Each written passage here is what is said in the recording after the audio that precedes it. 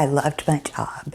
I left on a good note. After years of teaching, that's me. Haven't changed a bit.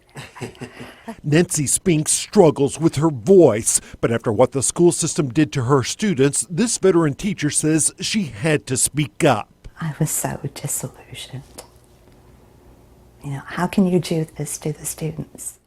Nancy Spinks was a longtime teacher at Nashville's Hunters Lane High School. Speaking with Chief Investigative Reporter Phil Williams, she recalled a dramatic example from back in 2011. She says entire classrooms of students were suddenly pulled from classes when it came time for those end-of-course exams that are used to measure the performance of the schools.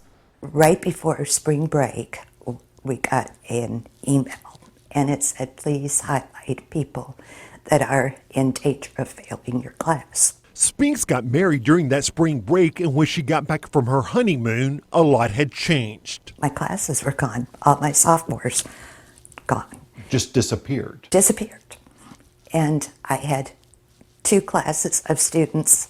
I had no idea who they were. It turned out those 2 new classes were filled with students who had been pulled from English 2. She asked an assistant principal what was going on. He goes, well, they lost their credit for English 2, but just give them work. These were not necessarily students who were failing. No, I would say a lot of the kids had high 70s. Which is passing. Passing. A couple had 85s, Bs. And they were still pulled. They were still pulled. While Spinks says she tried to prepare them for when they would get another chance to take the class for credit, many just gave up. They knew they had lost English 2 for the year, and they were very disgruntled. Did this cheat the students? It did. It really cheated them. I mean, why take away chances? You know, you took away all of their chances to complete and pass a course. For what? Test scores. After weeks of digging, Phil finally tracked down one of the victims, this one from another school. More than any other, her story revealed how the push for higher test scores may have hurt the very children the district claimed to be helping. Do you feel like the school system cheated you? Yes, I do. Look at 18-year-old Tony Jones and you'll see what may be the face of the problem inside some Metro schools. In 2013, Tony entered her freshman year at Pearl Cone, the same year that the school was trying to boost its test scores high enough to avoid a state takeover. When you see people talk good about Pearl, you see people looking out from the outside. These are not the people that's there on a day-to-day basis seeing what we see. Tony's biggest struggle was Algebra 1, which just so happened to be one of those subjects with a mandatory end-of-course exam that's also used to judge how well the school is performing. I have never, since I have been in school, I have never understood math. Like, I used to tell my mom all the time, math is just not my best subject.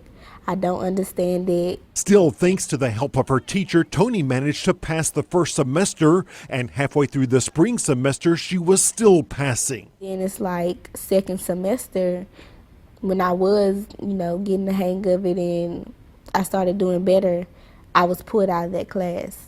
You were pulled out of the class? Yes. An assistant principal who had pulled Tony from the class took her to a room filled with computers. He took me to one of the computer labs and he was like, this is your class from now on.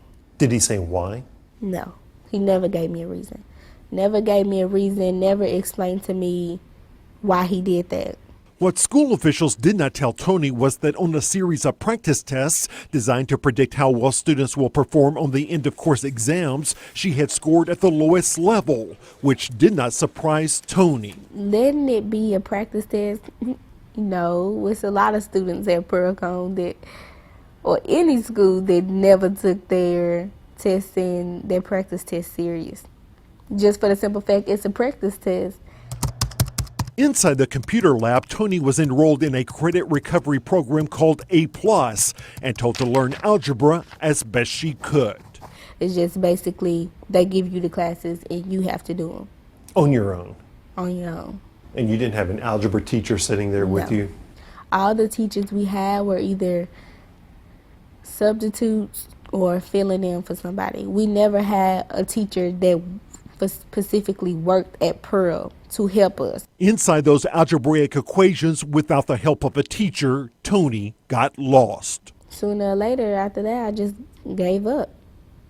You know, I stopped caring about my math grade. So I was like, oh, okay.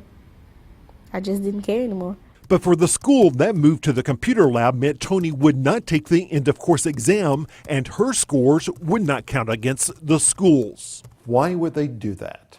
I mean, the only reason is because they want their scores to go up. Former Pearl Cone guidance counselor Kelly Brown told us the order to pull students came directly from the school's principal. If you look at what they've done, can you find anybody at all that would say, you know, I think that's a good idea. I think that was beneficial for the student.